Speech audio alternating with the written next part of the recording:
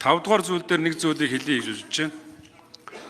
Өөрөөр хэлбэл Ардсан намын нийтдээ 42 их хурлын гишүүн нийтдээ 179 тэрбум төгрөгийн хөрөнгө оруулалтыг одоо тавих саналыг одоо тойргуудад тавих саналыг гаргасан байгаа. Тэгэхээр энэ жилийн хувьд бол нийтдээ 3.2 их найт төгрөгийн төсвийн шууд хөрөнгө оруулалтаар 1.9 их найт төгрөгийн зээл тусламжаар санхүүжүүлж хөрөнгө оруулалтыг санхүүжүүлж байгаа. Нийтдээ 5.1 их найт болж байгаа. Энэ 5.1 их найдаас 179 гэдэг бол 3.6% л байгаа.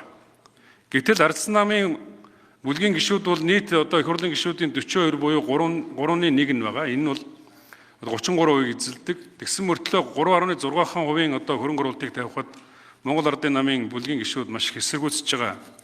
Тэгэхээр ер нь бол би та нарт нэг тоо бас дахиад хэлээд өгчээ. Өөрөөр хэлбэл танаа намын дарга байсан хүний 2024 онд нэг их найд 180 тэрбум төгрөгийн хөрөнгө оруулалт.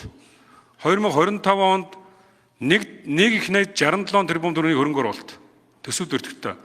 Энэ их жилийн хувьд 771 тэрбум төгрөгийн хөрөнгө оруулалттай ийм одоо ажлууд зөвхөн Хинтээ аймагт хийгдэж байгаа. Намын дарга ерөнхий сайд байх үедээ энэ хөрөнгө оруулалтыг тавьсан. Энэ одоо хөрөнгө оруулалтыг эрхчил санхүүжих төсөв нь болохоор нийтдээ 282 тэрбум төгрөг байна. Гав ганцхан хүний тавьж байгаа энэ хөрөнгө оруулалт их хурлын одоо энэ Ардсан намын бүлгийн 42-оос даруй 100 тэрбумаар илүү байгаа шүү дээ.